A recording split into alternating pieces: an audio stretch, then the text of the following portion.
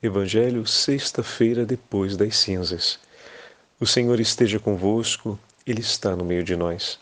Proclamação do Evangelho de Jesus Cristo, segundo São Mateus. Glória a vós, Senhor. Naquele tempo, os discípulos de João aproximaram-se de Jesus e perguntaram: Por que razão nós e os fariseus praticamos jejuns, mas os teus discípulos não? Disse-lhes Jesus: Por acaso os amigos do noivo podem estar de luto enquanto o noivo está com eles?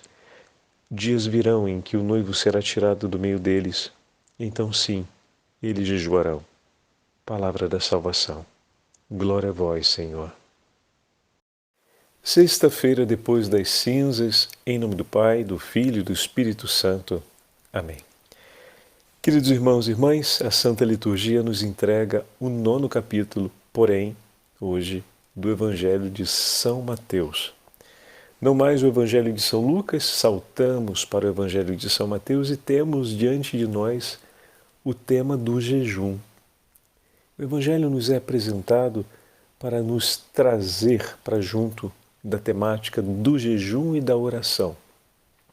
Entretanto, o tema do jejum questionado no Evangelho de hoje, por parte dos discípulos de João Batista, se refere a uma prática que os fariseus e os discípulos de João Batista cumpriam, que eram os jejuns superrogatórios, ou seja, a fim de, por um ato de piedade, apressar a vinda do reino de Deus.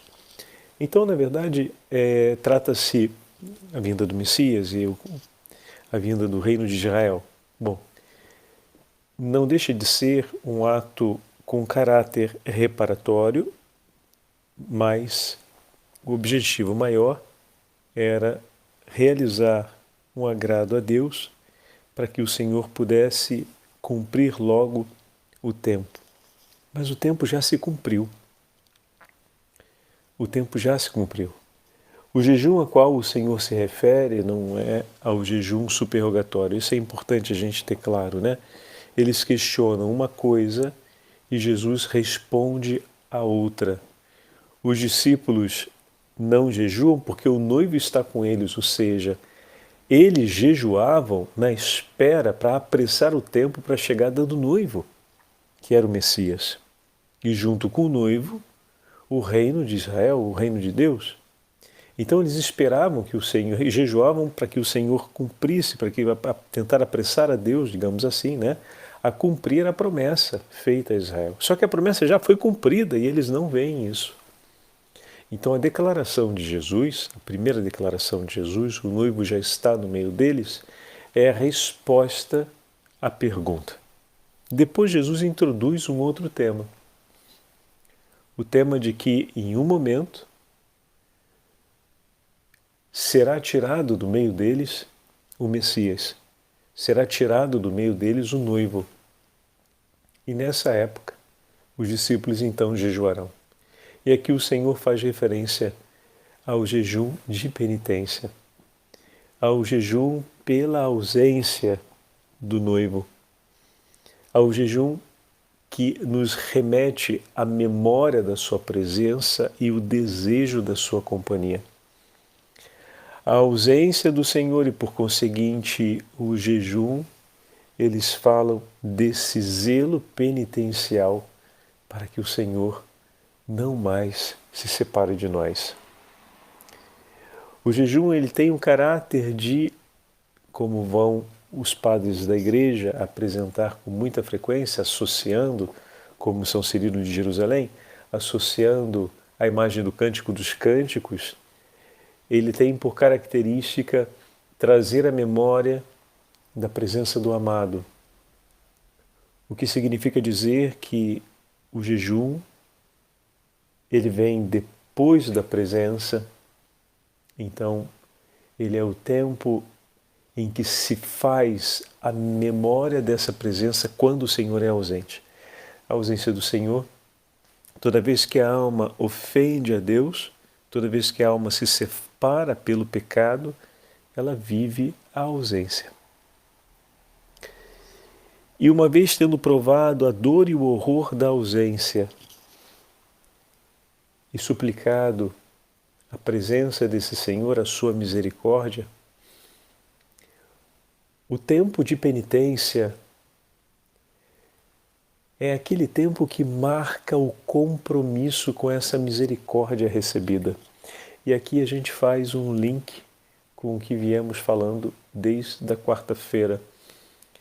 O jejum e a oração e a esmola como os atos de amor ao Senhor, que nos concedeu o seu perdão e a sua misericórdia pelo perdão dos nossos pecados, e reconhecendo a nossa pequenez e a nossa fragilidade, não queremos mais perder esse Senhor.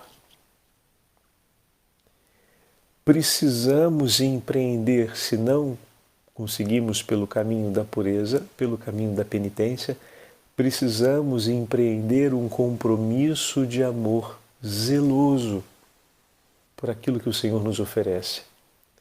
Por isso, a Quaresma começa com essa certeza que é o Senhor não quer se separar de nós, o Senhor escuta, vê no escondido e é amoroso e declara abertamente que nos ama, então Ele não quer se separar de nós. E é preciso que, reconhecendo a nossa condição de miséria e a grandeza do Senhor, nós digamos: Senhor, tampouco nós queremos nos separar de Ti, por isso estamos dispostos a perder tudo para esse mundo, a deixar tudo e qualquer coisa, a obrigar-me à disciplina que for necessária para não perder a Ti. A gente se obriga a cada disciplina, meu amigo, para poder manter a saúde, para não ter doença, para poder continuar fazendo o que a gente gosta de fazer, né? Então, muitas vezes é dieta médica, é vida de exercício, é mudança de hábito pessoal. Para você poder preservar a sua saúde, em muitas situações concretas da vida, você precisa se submeter a inúmeras exigências. Porque amando a saúde, estar em boa saúde, você se submete a tudo aquilo. Muitas vezes se submete por necessidade, não porque está convencido de que aquilo é bom, ou mesmo sabendo que é bom, não tem uma motivação muito forte para isso. E depois, aos poucos, com a prática e com a vivência daqueles novos hábitos, que na maioria das vezes vai ser sustentado pela motivação que os familiares ou mesmo os médicos vão colocando, né? A gente vai aprendendo a tomar gosto por aquilo que inicialmente não nos motivava e não parecia ser tão importante assim para nós. Aquilo vai ganhando um grau de importância na medida em que a gente vai vendo os resultados. E isso vai aumentando o nosso nível de comprometimento com as mudanças que a gente foi assumindo, inicialmente não com tanta boa vontade assim. E essa boa vontade aparece, e esse zelo vai aparecendo, e os resultados vão se multiplicando. Comparando grosseiramente, a vida espiritual ela segue esse mesmo dinamismo. Muitas vezes começamos profundamente sustentados pela voz da igreja e pelo ânimo da comunidade cristã, não muito inspirado por uma motivação sólida e bem alicerçada em nós, mas porque o Senhor diz, porque a família nos ensinou, porque a comunidade cristã pratica. E na medida em que, não que a gente não estime a nossa vida, não que a gente não estime a santidade, mas a gente não estima ao ponto de dizer: é isso que eu quero para mim, vou colocar todo o meu empenho para não perder isso. Eu estimo, mas não me comprometo a uma exigência. Mas aí, com a prática cotidiana, com o convívio com a comunidade cristã, com uma experiência de maior dedicação, a compreensão dessa vida que tantos estimam e que eu também posso estimar mais, a vida eterna. Pronto. Vai nascendo pouco a pouco uma motivação, você vai vendo os resultados disso tudo, dessa mudança de hábito, vão vendo os efeitos da oração e da vida interior, da vida espiritualidade, e isso tudo vai aumentando uma motivação que agora ela consegue permanecer e consegue estar viva mesmo quando todos os outros elementos externos motivacionais não apresentam uma força tão grande. Ou então permanecem com a mesma força, mas você começa a descobrir um entusiasmo que vai para além deles. Ou seja, você está começando a descobrir uma motivação em si. E aquela vida que antes, ou aqueles hábitos que antes não eram tão desejados assim, vão começando agora a fazer parte do seu dia a dia. E assim, o texto da Divina Misericórdia começou a ser um hábito, o rosário talvez tenha começado a ser um hábito, a vida de piedade com os exercícios espirituais talvez tenha começado a ser um hábito durante o ano, durante a sua cotidianeidade, e pouco a pouco a sua vida espiritual vai amadurecendo e você vai seguindo o Senhor e vai entrando em um ritmo de penitência. Aí chegamos. A penitência ela tem um caráter, tem por objetivo estabelecer essa mudança, essa passagem. É uma necessidade fundamental ser penitente, o que significa ter cuidado com os sentidos, com o nosso modo de pensar e o nosso comportamento. A gente precisa ser penitente quando a gente se obriga a controlar o açúcar, a gente precisa ser penitente quando se obriga a controlar o ácido úrico, a gente se obriga a ser penitente quando tem algum tipo de alergia. Então, o caráter penitencial da vida nos acompanha desde sempre. O que acontece é que quando se faz a leitura para a vida espiritual, parece uma leitura estranha, quando na verdade o primeiro lugar onde a gente aprenderia essa leitura seria exatamente na vida espiritual. Porque a penitência na vida espiritual acompanha a gente desde sempre. Enquanto as penitências do médico, as penitências da alergia podem começar num momento mais tarde da nossa vida. As da alergia podem começar muito cedo, é bem verdade. Mas aquelas outras começam mais tarde. Às vezes a nossa dificuldade numa certa idade de aceitar essas exigências, essas penitências da vida, acaba sendo maior porque, no fundo, nós não começamos cedo a praticar isso na nossa experiência da vida espiritual. Porque se praticássemos ali, para depois acolher aquelas que também vêm, como, por exemplo, a privação por causa de uma doença crônica, é uma penitência, essas privações.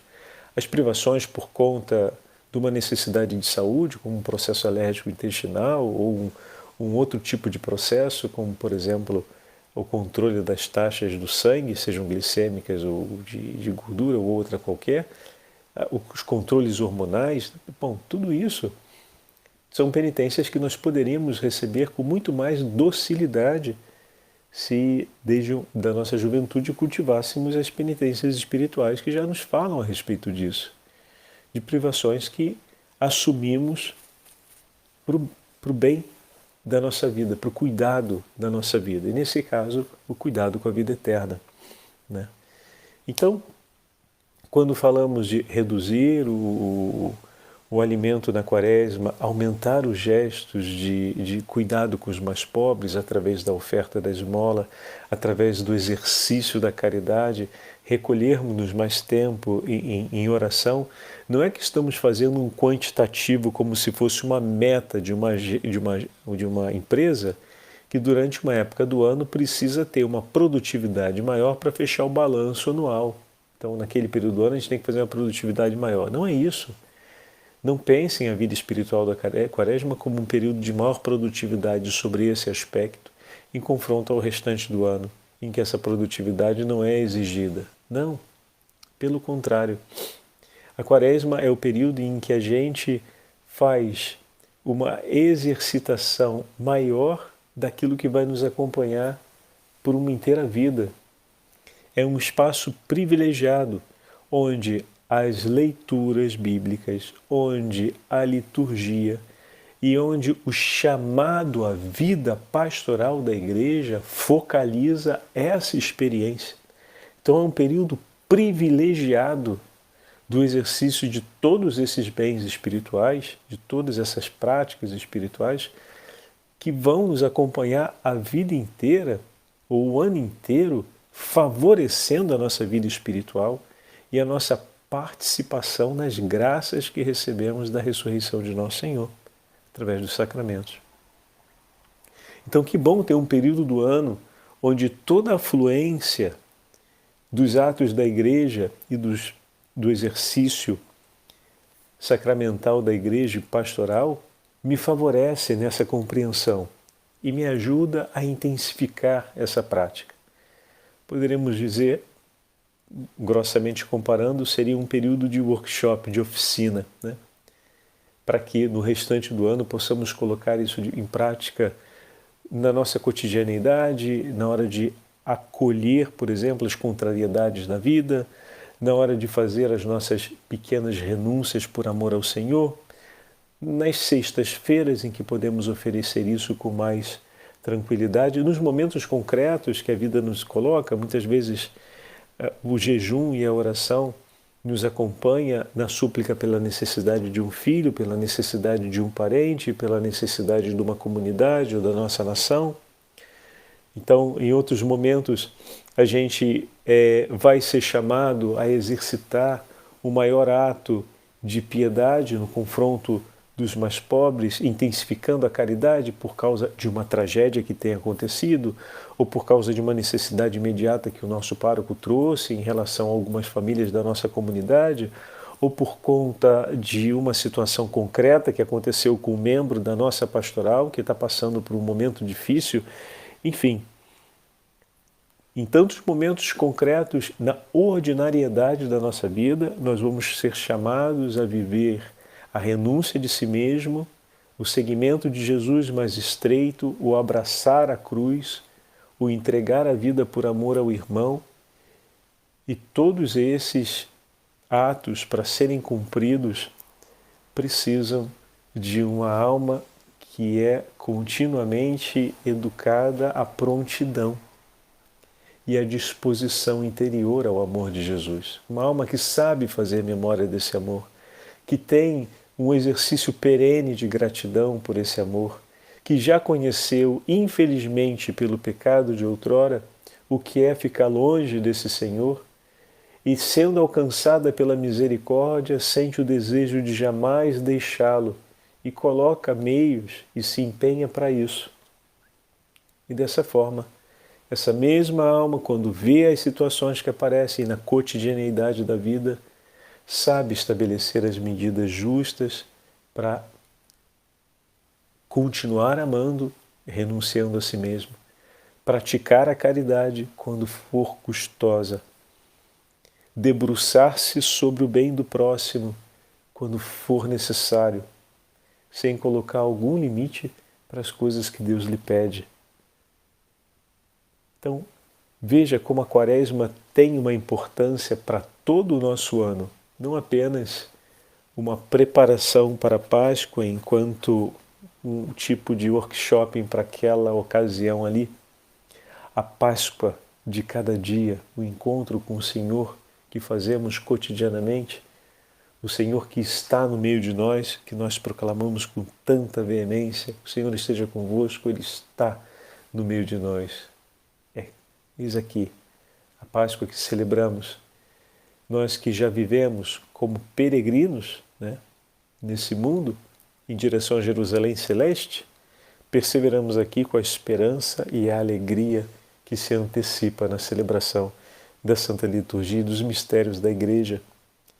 Então nós já caminhamos nesse tempo como peregrinos, mas já recebendo antecipadamente, tendo no coração antecipadamente as alegrias do Reino dos Céus. Peçamos que a Beatíssima Virgem Maria nos acompanhe nesse início de Quaresma e nos ajude a compreender sempre com maior profundidade isso tudo que estamos partilhando já desde a última quarta-feira. O Senhor esteja convosco, Ele está no meio de nós.